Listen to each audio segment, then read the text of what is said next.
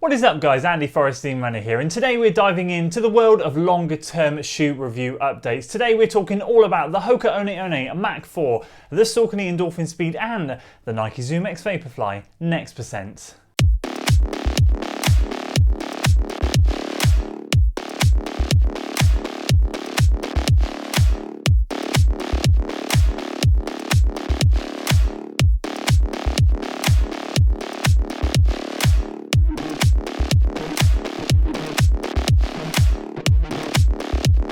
So welcome back to another long-term shoe review video. It's been about 4 months since we've done the last one, and what I like to do with these videos is share with you guys the shoes that I'm now pushing beyond their initial 100 mile point, beyond that and whatever milestone we're going to next. Obviously the Mach 4 that's in this video, we've already got over 200 miles in it, so I want to share the updates with you as to why we're still using that shoe, how it's performing, how it's holding up. With the other two, obviously give you guys an update as to why we've picked those back up and what we're trying to achieve by pushing these things forward to the next milestone. But most importantly, talk about performance, wear and tear, all of that stuff, and share with you guys how those shoes are getting on. If you're excited for today's video guys, make sure you give it a like, share it with your friends, subscribe to the channel for weekly running content, and we'll start with the Mach 4. So let's kickstart with the James Milner of running shoes. If you follow football, you'll understand exactly what I mean about that reference. This shoe is nothing flashy, it's nothing fast, it's nothing crazy, but it gets the job done. This is a shoe that I got in my rotation. Just as a quick recap, there was a lot of hype around this shoe and I got it and I was a little bit kind of perplexed, a little bit underwhelmed by it, until I realised that I was starting to reach for this shoe more and more and more, to the point where I suddenly realised I was at 100 miles and then 150 and then 200 miles, and I realised actually this shoe does a job, and it does a job really, really well. It eats those easy and moderate miles and sometimes those easier long run miles up just effortlessly. And then I realized actually I really do enjoy this shoe. It's a shoe that I can just rely on, that's given me absolutely no issues, and it's something that I'm starting to find the more I wear it that I enjoy it more and more, because it is reliable. And sometimes we just need that pair of shoes in our rotation that we know is going to get us from A to B in one piece and is reliable, and that's exactly what this shoe has done for me, and it's testament to the shoe with the volume of miles that we've got in it so far. So what's the next challenge with this shoe? Where are we at with in terms of long-term shoe updates with this thing? 229 miles, and we've just started to pick this back up. So where we left this thing last time was after the 200 mile update. I said I'm going to put this thing down for the moment, put some more miles in some of the other shoes that I've got, and then once we've got some more miles in some of the other shoes, I'm going to revert back to this thing and start picking it back up. And that's exactly what we've started doing. The last couple of weeks, this thing's been back in the rotation once a week. I don't think it was in last week, but it was in the week before and the week before that. And there's going to be more and more usage of this shoe. We've obviously got the Nova Blast 2 recently, which has taken up a lot of where this thing left off, but I'm going to start mixing and matching those two shoes again a little bit better now.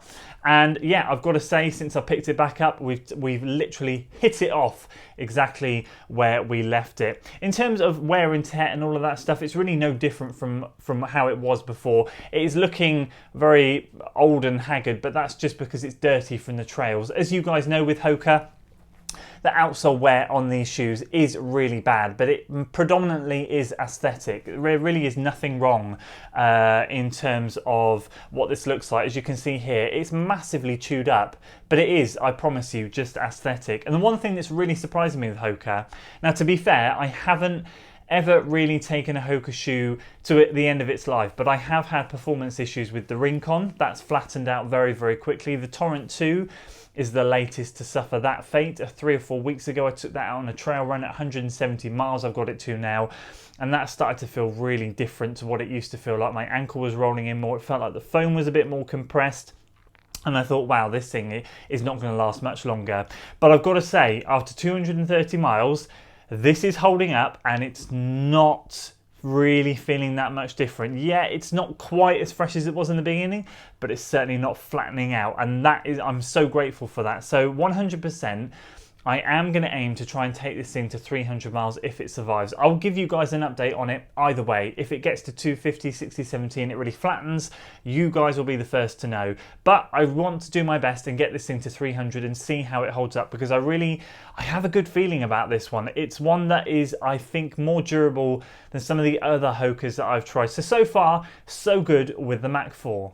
So let's move on to the Saucony ENDORPHIN SPEED. Why has it taken so long for me to get to a decent mileage in this shoe, because let's be honest, what an incredible shoe this was. Well, sadly, this thing came out right around the time, I think I got the Brooks Hyperion Tempo after this shoe. I was mid-marathon training, I was doing a lot of longer workouts, and I actually favoured the Brooks Hyperion Tempo to this shoe, hence why the Brooks Hyperion Tempo ended up getting to 350 odd miles before I started to retire it. The nitrogen infused midsole in that shoe is just, if I was to get one other pair of shoes again, buy a second pair, it would be the Brooks Hyperion Tempo. I loved it, but it did start to sort of flatten out, get a little bit firmer around that 350 mark. So I retired the shoe at that point, and this thing just lay dormant. I did not touch this shoe until recently, and I thought to myself, gosh, I've got such an incredible shoe upstairs. Before I go investing in any more shoes, why don't we get this thing out, get it over 200 miles and see how it's feeling. Now, just for clarification, I'm not going to do a 200 mile update video. I don't feel I need to. There's a version 2 of these shoes out now, and there's plenty of content out on YouTube around this shoe for longer term videos that other incredible creators have done. So I'm not going to do that, but I will give you a 195 mile update right now, because that's where we're at with this shoe. In terms of performance and everything, it picked up exactly where we left off. It is like you saw with the Mach 4, dirty from the trails, dry and dusty trails. It is no longer a shade of white, but it's holding up really, really well. The outsole, as you can see, looks absolutely, if I was to clean that, it looks no different. There's really no wear and tear on any of the thinly placed outsole rubber, we should say. There's a little bit on the toe off area, but really that's about it. The one thing I've noticed with this shoe since picking it back up, and I didn't have it previously, is I'm starting to get hot spots under the balls of my toes, balls of my feet, up and around this area here on my left foot. Now, I don't know why, but I've used this 2 or 3 times now in the past couple of weeks, because I am starting to try and use this once a week, twice a week. And each and every run I've had that issue, and it starts to happen later on in the run. So I'm finding around 8 to 10 miles, my feet are starting to get rather warm in it, and I'm getting that kind of sore, throbbing pain in and around there. Well, I say pain, it's not a pain, but you know what I mean. Just kind of like an irritability around that area, which is a shame. I hope it kind of goes, and I hope it doesn't kind of taint my memory of what was such an incredible shoe. I mean, don't get me wrong, it's not putting me off running in this shoe, but if it does keep happening, then I will have to shelve it, because it's not something, a discomfort that I want to keep going through every time I wear this shoe. But other than that, in terms of performance, the nylon plate, the foam, it still feels as good as new. It still feels poppy, it still feels fresh. I still put this on and feel confident the second I put this on. I think that's what this shoe gave to a lot of people, was confidence, because it gives you speed. It really works with your gait cycle. It gives you that lovely pop when you're running, you're landing and you're popping off. It just the whole shebang is really, really good. So in terms of updates, it's holding up really well. Wear and tear is great. Performance is great. Just those hot spots that I need to keep an eye on. And finally, let's talk about the Nike ZoomX Vaporfly Next Percent. This is version 1. Now for me, when I got this, sadly we went into lockdown, and I haven't actually used it in too much of a racing environment. I've used it in a few races, don't get me wrong, but last year this thing stayed in its box for a lot of the time. So we got it to 100 miles after a few races. I've raced a marathon in it and a few other ones, and sadly it's not seen that much of a light of day, but I did start to use it in a couple of other races afterwards, some time trial races, some time trials that I've done myself, and then recently I got it out of the box to do a Canova workout in it, and I've got myself 152 miles in this shoe. Now the experiment for me is, and don't get me wrong, there's plenty of content out there on YouTube around this shoe for longer term updates, and that's fine. You can go and watch that and see what they're doing with theirs. But what I'm trying to do with mine is find out the point where I feel like the performance is affected by the amount of wear and usage that I've put into the shoe. Now in terms of wear and tear, I've still got the cardboard in there because I like to try and keep it shape, but in terms of the wear and tear, the Vapor Weave, there's just nothing, there's nothing wrong with the Vapor Weave at all. It is still intact, no threads, no snags, no nothing. And in terms of the outsole, I'm very lucky. Again, it's just really, bar it being a little bit dirty, there's just a few scuffs here and there, and that's it. So in terms of 150 miles in a shoe that I paid £240 for, I'm pretty happy with how it's holding up. The thing for me is going to be, when does this thing start to turn in performance? And that's a question for you guys that I'd love, that if you had a pair of Next Percent ones, At what point did you find the performance was affected? Let me know down in the comments below. What mileage did you get your racing pair to? Because I know what a lot of people love to do is have a couple of pairs of these, and when they get to like 200-300 miles in the first pair, move them to training and then keep the fresh pair for racing, but continue to use these for workouts, because I've seen people take these things well over 500 miles for a training pair. I was running with Matt on the weekend, and he had his OG pink pair, and he said, God, they must have well over 500 miles in them.